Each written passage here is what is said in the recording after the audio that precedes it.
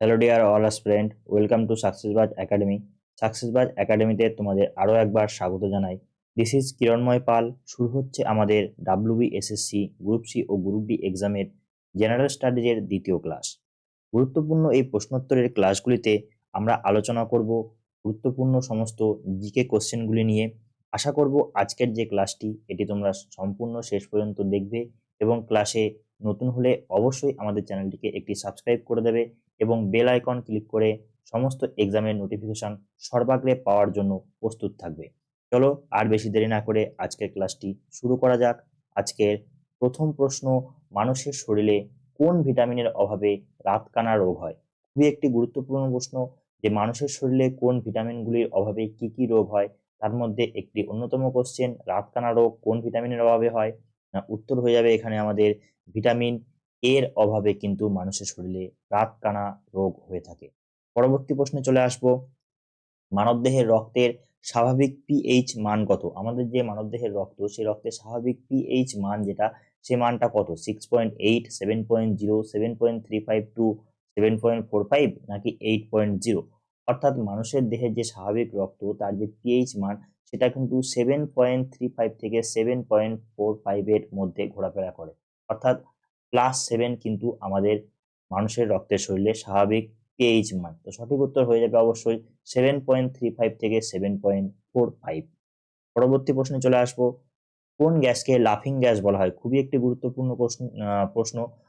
কোন গ্যাসকে কি বলা হয় সেগুলো কিন্তু তোমাদের পরীক্ষায় অবশ্যই খুবই গুরুত্বপূর্ণ থাকে এবং সেগুলি বারবার পরীক্ষায় এসেছেও।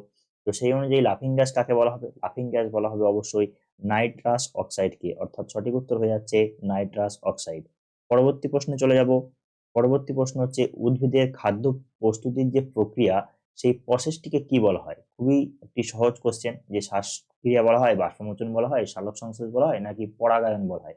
এক্ষেত্রে সঠিক উত্তর হয়ে যাবে সালোক সংশ্লেষ, যেটা উদ্ভিদের শরীরে আমাদের যে ক্লোরোফিল থাকে সেই ক্লোরোফিলের উপস্থিতিতে উদ্ভিদ কিন্তু সূর্যালোকের প্রভাবে এই সালোক সংশ্লেষ প্রক্রিয়া ঘটিয়ে থাকে।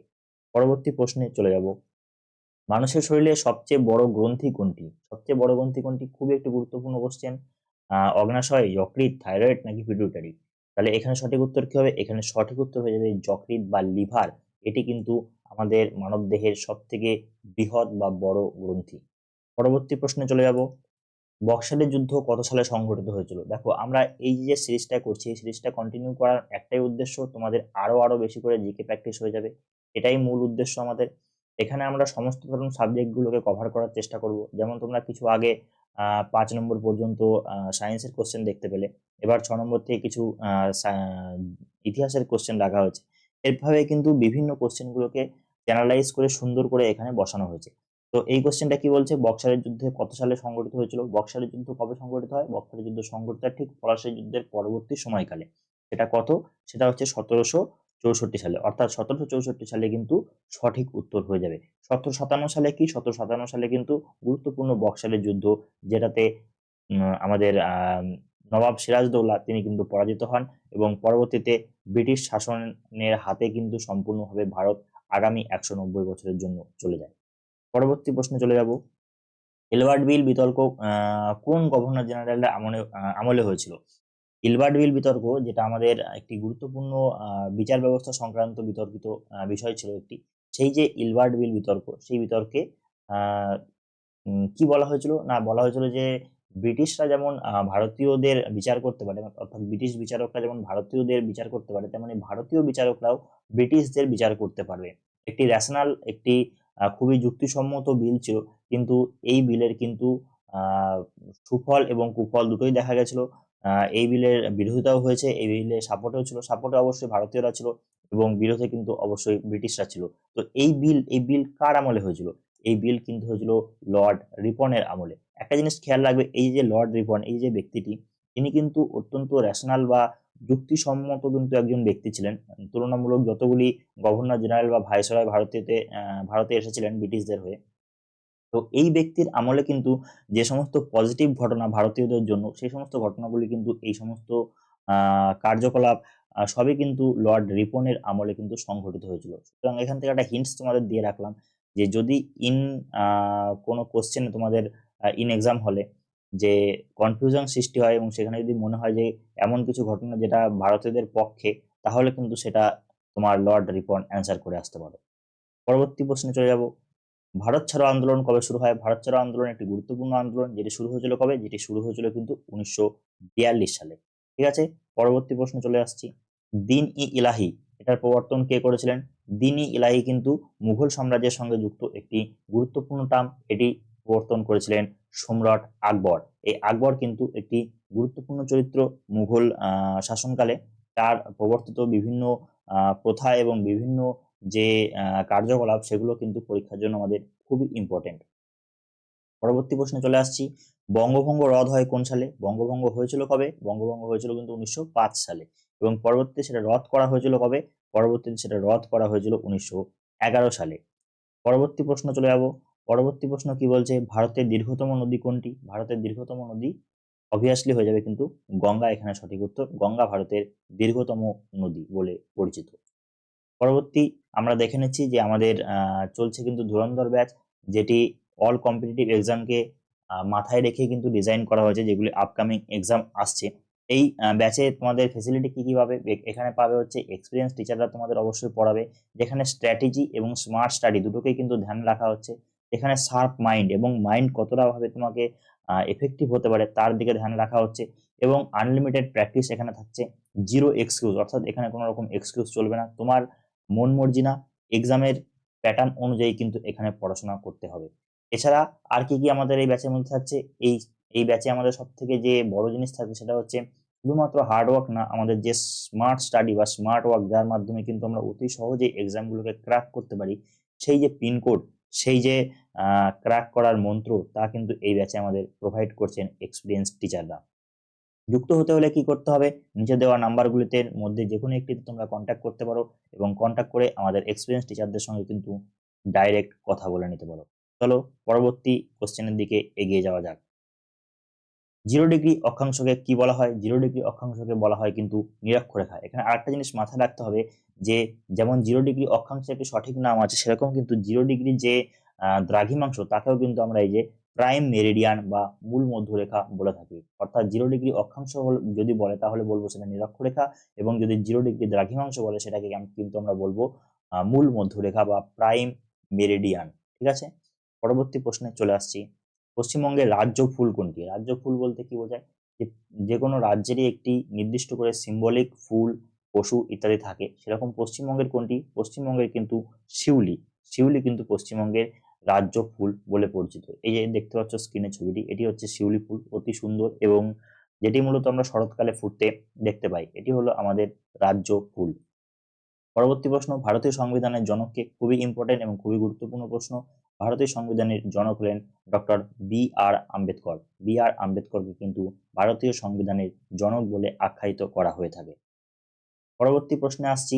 ভারতের প্রথম মুসলিম রাষ্ট্রপতি কে ছিলেন? খুবই গুরুত্বপূর্ণ প্রশ্ন, অনেকেরই গুলিয়ে যায়। অনেকেই মনে করো যে এই প্রশ্নটির উত্তর হয়তো হবে আমাদের পূর্বতন রাষ্ট্রপতি আবুল কালাম আজাদ, কিন্তু তা কিন্তু সরি, একটু কারেক্ট করে নিচ্ছি, বাই মিস্টেক বেরিয়ে গেছে। তো আমাদের যে ভারতের প্রথম মুসলিম রাষ্ট্রপতি ছিলেন তার নাম হচ্ছেন জাকির হোসেন। জাকির হোসেন কিন্তু আমাদের ভারতের প্রথম মুসলিম রাষ্ট্রপতি ছিলেন। ঠিক আছে, ভারতের প্রথম মুসলিম রাষ্ট্রপতি ছিলেন কিন্তু জাকির হোসেন।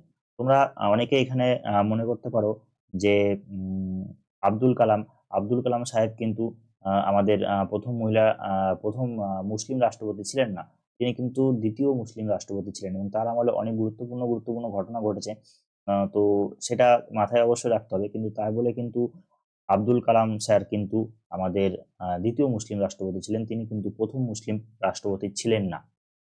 পরবর্তী প্রশ্নে চলে আসছি। তো এই যে জাকির হোসেন সাহেব, ইনি কিন্তু আমাদের প্রথম মুসলিম রাষ্ট্রপতি ছিলেন। পরবর্তীতে দেখছি আমরা অগ্নি পরীক্ষা, আমাদের আরো একটি ব্যাচ চলছে, যেটা ওয়েস্ট বেঙ্গল পুলিশ এবং কেপি কনস্টেবলের যে সামনে ইন্টারভিউ এক্সামগুলো আসছে, সেই ইন্টারভিউকে কিন্তু কেন্দ্র করে এবং সেই ইন্টারভিউকে কিন্তু মাথায় রেখে এই ব্যাচগুলো ডিজাইন করা হয়েছে। এবং সব থেকে বড় বিষয় হলো এই ইন্টারভিউতে তোমার কি করে মাইন্ডসেট ঠিক রাখতে হয় এবং কি করে ইন্টারভিউ প্যানেল মেম্বারদের তোমার মাইন্ডসেট অনুযায়ী চালনা করা যায়, সেই যে সব থেকে বড় গুরুত্বপূর্ণ বিষয়, সেই বিষয়গুলো কিন্তু আমরা এখানে প্রোভাইড করছি। এবং সেই যে স্ট্র্যাটেজি, সেই স্ট্র্যাটেজিগুলো কিন্তু আমরা এখানে তোমাদের শেখাবো, যে ইন্টারভিউ বোর্ডে অন বোর্ড বসে, ওখানে চেয়ারে বসে তোমাকে কিভাবে এক্সামিনারদের মাইন্ড রিড করতে হবে এবং কিভাবে তাদেরকে তোমার মাইন্ড অনুযায়ী চালনা করতে পারবে। ধরো সাপোজ বলি যে কোনো একটি ওয়ার্ড তুমি ওখানে বলে দিলে, যাতে সেই ওয়ার্ডটা সম্পর্কে তোমাকে এক্সামিনাররা কোশ্চেন করতে থাকে, বা ইন্টারভিউ যারা বোর্ড মেম্বার আছে তারা যেন কোশ্চেন করতে থাকে।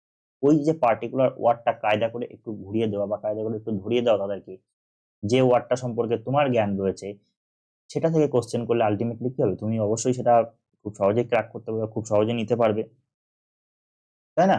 এই জন্য কিন্তু আমাদের এই অগ্নি পরীক্ষা ব্যাচ কিন্তু লঞ্চ করা হয়েছে। এবং এটা মূলত তোমাদেরকে এক্সপিরিয়েন্স টিচাররাই গাইড করবেন, এবং কিভাবে ইন্টারভিউতে 12+, 15তে আউট অফ 15তে তোমাদের কিভাবে 12+ বা 12+ নাম্বার পাওয়া যায় সেই বিষয়ে কিন্তু আমাদের গাইড করা হচ্ছে। পরবর্তীতে চলে যাব, লোকসভার সর্বাধিক সদস্য সংখ্যা কত? লোকসভার যে বর্তমানের সদস্য সংখ্যা রয়েছে তার সব থেকে সর্বোচ্চ যে সদস্য সংখ্যা আমরা দেখি, তাহলে কিন্তু দেখতে পাবো 550 জন, সরি 552 জন অ্যাকচুয়ালি মোট সদস্য সংখ্যা ছিল। সেখান থেকে দুজন অ্যাংলো ইন্ডিয়ানকে বাদ দেওয়ার পরে কিন্তু 550 জন হয়েছে। অর্থাৎ যদি এখানে তোমাদের কোশ্চেন করে যে অ্যাংলো ইন্ডিয়ান সহ, তাহলে কিন্তু উত্তর হয়ে যাবে 552, কিন্তু অ্যাংলো ইন্ডিয়ানকে যদি আমরা বাদ দিই তাহলে কিন্তু হবে 550 জন। এবার একটা গুরুত্বপূর্ণ বিষয়, সেটা হচ্ছে 2026 সাল পর্যন্ত কিন্তু বলা হয়েছিল যে ভারতে লোকসভার আসনের রিবন্টন বা তোমার এই আসনের যে বন্টনটা রয়েছে সেই বন্টনটা নিয়ে আর কোনো চর্চা হবে না, যা আসন রয়েছে সেই আসনেই থাকবে। তোমরা সবাই জানো যে ভারতের লোকসভা বা রাজ্যসভার আসন বা বিধানসভার আসন এগুলো কিন্তু সবই নির্ধারিত হয় পপুলেশন বা জনসংখ্যার ভিত্তিতে, তাই না? তো জনসংখ্যাকে কতজন রিপ্রেজেন্ট করছে সেই অনুপাতে। তো সেটা কিন্তু 2026 সাল অবধি স্থগিত রাখা হয়েছিল। এবং এই যে 2026 সালে এবার এসছে, এবার কিন্তু আমরা আস্তে আস্তে নতুন বিল বা নতুন কোনো আইন দেখতে পাবো, যার মাধ্যমে কিন্তু লোকসভা বা রাজ্যসভা এগুলোর কিন্তু আসন সংখ্যা বৃদ্ধি পেতে পারে, এবং অবভিয়াসলি হয়তো বৃদ্ধি পাবে, কেননা 2026 সাল পর্যন্ত কিন্তু এর লাস্ট মেয়াদ ছিল, যেটা কিন্তু পার হয়ে গেছে। পরবর্তী একটি আমাদের কারেকশন ছিল, কালকে আমরা একটি কোশ্চেন করেছিলাম যেটা আমাদের একটু ভুল বলে দেওয়া হয়েছিল, যার জন্য এই কোশ্চেনটির কারেকশন আমরা নিয়ে এসেছি, যে ভারতের প্রথম মহিলা রাজ্যপাল কে ছিলেন? ভারতের প্রথম মহিলা রাজ্যপাল ছিলেন কিন্তু সরোজিনী নাইডু। এখানে আমি অ্যান্সারটা বলেছিলাম বিজয়লক্ষ্মী পণ্ডিত, কিন্তু বিজয়লক্ষ্মী পণ্ডিত ভারতের প্রথম মহিলা রাজ্যপাল নন। তিনি ভারতের প্রথম ইউএন কে রিপ্রেজেন্টেটিভ ছিলেন, ইউএন এর যে সভাপতি সেই সভাপতি ছিলেন। দেখো কোশ্চেনটা চলে এসেছে যে ভারতের প্রথম মহিলা ইউএন সভাপতি কে ছিলেন? ভারতের প্রথম মহিলা ইউএন সভাপতি ছিলেন কিন্তু বিজয়া লক্ষ্মী পণ্ডিত। ঠিক আছে, তাহলে কনফিউশনটা আশা করি দূর হয়ে গেল। যেটুকু আমাদের ভুলভ্রান্তি ছিল সেটা আমরা কারেকশন করে দিলাম। পরবর্তী প্রশ্নে চলে যাব, রাষ্ট্রপতির শাসন সংক্রান্ত অনুচ্ছেদ কোনটি? দেখো, রাষ্ট্রপতির শাসন সংক্রান্ত যে অনুচ্ছেদ সেটি কিন্তু 352 বলো, 356 বলো, 360ও বলো, কিন্তু এখানে সব থেকে কনফিউজিং বিষয় যে রাষ্ট্রপতি শাসন কোনটি? রাষ্ট্রপতি শাসন কিন্তু 356।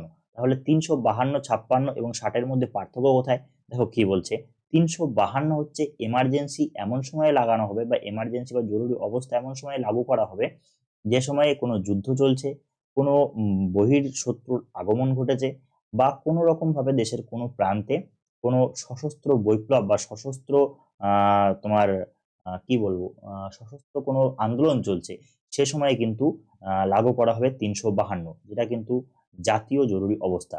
356 কি? 356 হচ্ছে দেশের কোনো একটা জায়গায় হয়তো সাংবিধানিকভাবে যে আইন কানুন, সেই আইন কানুনগুলোর ফেলিওর হয়েছে, এবং সাংবিধানিকভাবে না চলে সেই জায়গায় রাষ্ট্র বা সেই রাজ্যগুলি বা কোনো একটি পার্টিকুলার এরিয়া অসাংবিধানিকভাবে চলছে বা কারোর মন মর্জিতে চলছে, সেখানে কিন্তু গভর্নর আর রাষ্ট্রপতিকে সুপারিশ করবে, এবং সেই অনুযায়ী কিন্তু রাষ্ট্রপতি সেই পার্টিকুলার অঞ্চলে রাষ্ট্রপতি শাসন লাগাতে পারে, বা রাষ্ট্রপতি শাসন কিন্তু লাগু হতে পারে। সুতরাং রাষ্ট্রপতি শাসন এবং আমাদের যে জাতীয় জরুরি অবস্থা সেটা কিন্তু কখনোই এক নয়, ঠিক আছে? জাতীয় জরুরি অবস্থা গোটা দেশে লাগু করা হয়, এবং তোমার 356 যেটা প্রেসিডেন্সিয়াল রুল, সেটা কিন্তু দেশের পার্টিকুলার কোনো একটি এরিয়াতে কিন্তু লাগু করা হয়ে থাকে। আর 360 কি? 360 হলো আমাদের ফাইন্যান্সিয়াল এমার্জেন্সি, যেটা আজ অব্দি ভারতবর্ষে লাগু হয়নি। ইভেন তোমাদের যে 1991-এর আমাদের যে ফাইন্যান্সিয়াল ক্রাইসিস, তখনও কিন্তু 360-কে লাগু করা হয়নি, ঠিক আছে? পরবর্তী প্রশ্নে চলে আসছি, ভারতের জাতীয় প্রতীক কোথা থেকে নেওয়া হয়েছে? এটা ভারতের জাতীয় প্রতীক, এই ছবিটা দেখতে পাচ্ছ, এই ছবিটা কোথাকার, কোথা থেকে নেওয়া হয়েছে বলে মনে হয়? এটা নেওয়া হয়েছে অশোকের একটি বিখ্যাত শিলালিপি বা বিখ্যাত একটি তোমার স্তম্ভ, সেই স্তম্ভটি কোথায়? সেই স্তম্ভটি হলো সারনাথ স্তম্ভ থেকে কিন্তু এটা নেওয়া হয়েছে। পরবর্তী প্রশ্নে চলে যাচ্ছি। বন্দে মাতরম গানটির রচয়িতাকে, খুব বিতর্ক হয়েছিল কদিন ধরে, যার জন্য এইটা কিন্তু প্রচন্ড ইম্পর্টেন্ট হয়ে যাচ্ছে। সেটা হলো বঙ্কিমচন্দ্র চট্টোপাধ্যায়। তোমরা দেখেছিলে যে আমাদের সংসদে আহ মাননীয় প্রধানমন্ত্রী তিনি বক্তৃতা রাখার সময় বঙ্কিমচন্দ্র চট্টোপাধ্যায়কে বঙ্কিম দা বলে উল্লেখ করেন, যার জন্য কিন্তু বিভিন্ন পশ্চিমবঙ্গের সাংসদরা এবং বিভিন্ন বিদ্বজনেরা কিন্তু এটার অত্যন্ত নিন্দা জানায়, যার কারণে কিন্তু এটি ন্যাশনাল নিউজে বেশ কিছুদিন ধরে ছিল। সুতরাং এটি কিন্তু একটি গুরুত্বপূর্ণ টপিক হতে পারে তোমাদের আপকামিং এক্সামগুলিতে। পরবর্তী প্রশ্ন কি, ভারতের জাতীয় খেলা কোনটি? দেখো, অনেকেই কিন্তু বলে ভারতের জাতীয় খেলা হকি, কেউ বলে ভারতের জাতীয় খেলা কবাডি, কিন্তু অ্যাজ সাচ ভারতের কিন্তু কোনো জাতীয় খেলা নেই। সুতরাং উত্তর কি হবে? কোনোটিই নয় কিন্তু সঠিক উত্তর হবে, কেননা ভারতের কিন্তু কোনো রকম জাতীয় খেলা নেই। ঠিক আছে। পরবর্তী প্রশ্ন, পশ্চিমবঙ্গের রাজ্য পশু কোনটি? রাজ্য ফুল দেখলাম একটু আগে আমরা, যে কি শিউলি হচ্ছে আমাদের রাজ্য ফুল, তেমন হচ্ছে রাজ্য পশু হচ্ছে মেছো বিড়াল। মেছো বিড়াল হচ্ছে রাজ্য পশু। এবং এখানে মাছরাঙা ছবি দেখতে পাচ্ছ, মাছরাঙা কিন্তু তোমাদের জাতীয় পাখি, যেটা কিন্তু পশ্চিমবঙ্গের রাজ্য পাখি, জাতীয় নয়, পশ্চিমবঙ্গের রাজ্য পাখি কিন্তু মাছরাঙা। সেরকমই পশ্চিমবঙ্গের রাজ্য পশু কোনটি? রাজ্য পশু কিন্তু মেছো বিড়াল। পরবর্তী প্রশ্ন, মানব দেহে মোট কতটি ক্রোমোজোম থাকে? ক্রোমোজোম কতগুলি থাকে আমাদের শরীরে? আমাদের শরীরে কিন্তু ক্রোমোজোম থাকে 23 জোড়া, নট 23টি, 23 জোড়া, যেটি হচ্ছে 46টি, অর্থাৎ 46টি কিন্তু মানুষের দেহে ক্রোমোজোম থাকে। দেখো ক্রোমোজোম দেখতে পাচ্ছ, মেল ক্রোমোজোম 23টা, ক্রোমোজোমের মধ্যে 22টা হচ্ছে অটোজোম থাকে, এবং বাকি যে দুটো থাকে সে দুটো হচ্ছে সেক্স ক্রোমোজোম থাকে। তার মধ্যে মেল দেখতে পাচ্ছ XY থাকে, এবং ফিমেলের ক্ষেত্রে কিন্তু দুটোই এক্স এবং এক্স থাকে, অর্থাৎ একই ক্যাটাগরির কিন্তু ক্রোমোজোম এখানে দেখা যায়। ঠিক আছে। তো ফিমেলের ক্ষেত্রে একই ক্যাটাগরির সেক্স ক্রোমোজোম দেখা যায়, এবং মেলের ক্ষেত্রে কিন্তু XY দুটি ভিন্ন ক্যাটাগরির সেক্স ক্রোমোজোম দেখা যায়। ঠিক আছে। পরবর্তী প্রশ্নে চলে আসছি। বিশ্বের সেকেন্ড বৃহত্তম মহাদেশ কোনটি? প্রথম বৃহত্তম মহাদেশ তো সবাই জানো এশিয়া মহাদেশ, তাহলে সেকেন্ড বৃহত্তম কে? এশিয়ার পরবর্তীতে কে আসে? এশিয়ার পরবর্তীতে কিন্তু আয়তনের বিচারে যে মহাদেশটি রয়েছে সেটি হলো আফ্রিকা মহাদেশ। আফ্রিকা মহাদেশ কিন্তু বিশ্বের দ্বিতীয় বৃহত্তম মহাদেশ। পরবর্তী প্রশ্নে চলে যাব। এই আফ্রিকা মহাদেশই কিন্তু বিশ্বের দ্বিতীয় বৃহত্তম মহাদেশ। ঠিক আছে। পরবর্তী প্রশ্নে আসছি। ভারতের প্রথম মহিলা প্রধানমন্ত্রী কে ছিলেন? সবাই জানো, খুবই গুরুত্বপূর্ণ প্রশ্ন। এনার আমলে বহু ইম্পর্টেন্ট ঘটনা ঘটেছিল, এমার্জেন্সি থেকে শুরু করে বাংলাদেশ তৈরি থেকে শুরু করে সমস্ত ইম্পর্টেন্ট ঘটনা কিন্তু এনার আমলে ঘটে। এবং এনার নাম কি? এনার নাম হলো শ্রীমতী ইন্দিরা গান্ধী। পরবর্তী প্রশ্নে চলে আসছি। আমাদের কালকের যে হোমওয়ার্ক ছিল সেই হোমওয়ার্কের অ্যান্সার কি? পশ্চিমবঙ্গের সুন্দরবন কোন নদীর বদ্বীপে অবস্থিত? এই সুন্দরবন কিন্তু অনেকেই গুলিয়ে ফেলতে পারে যে গঙ্গা মেঘনা নাকি গঙ্গা হুগলি, কিন্তু এই দুটোর কোনোটাই উত্তর হবে না। সঠিক উত্তর হবে হচ্ছে গঙ্গা ব্রহ্মপুত্রের যে বৃহৎ বদ্বীপ, সেই বৃহৎ বদ্বীপেই কিন্তু পশ্চিমবঙ্গের সুন্দরবন অবস্থিত। পরবর্তী প্রশ্ন, আজকের হোমওয়ার্ক থাকবে, ভারত প্রজাতন্ত্রে কবে পরিণত হয়? দেখো এখানে কিন্তু খুব গুরুত্বপূর্ণ প্রশ্ন। 15ই আগস্ট 1947 কিন্তু স্বাধীনতা লাভ করেছিল ভারতবর্ষ। ভারতবর্ষ কিন্তু স্বাধীনতার পরবর্তী সময়ে গণতান্ত্রিক প্রজাতন্ত্রে পরিণত হয়েছিল, এবং ভারতে কিন্তু কোনো রকম রাজতন্ত্র ছিল না। তাহলে এর সঠিক ডেট কোনটি হবে? 15ই আগস্ট 1947, 26শে জানুয়ারি 1950, 2রা অক্টোবর 1949, 26শে নভেম্বর 1949, এর মধ্যে কোনটি হবে? তোমরা বিচার বিবেচনা করে অবশ্যই কিন্তু কমেন্টে এর উত্তরটি জানাবে। আমরা অবশ্যই তোমাদের উত্তরের অপেক্ষায় থাকবো। চলো, আজকের ক্লাস তাহলে এই পর্যন্তই। ক্লাসটি কেমন লাগলো অবশ্যই কমেন্ট করে জানাবে। নেক্সট ক্লাসে তোমাদের সাথে দেখা হচ্ছে আরো একটি নতুন পর্ব নিয়ে। ততক্ষণ ভালো থাকবে, সুস্থ থাকবে, আর জমি প্রিপারেশন করবে। Take care. জয় হিন্দ।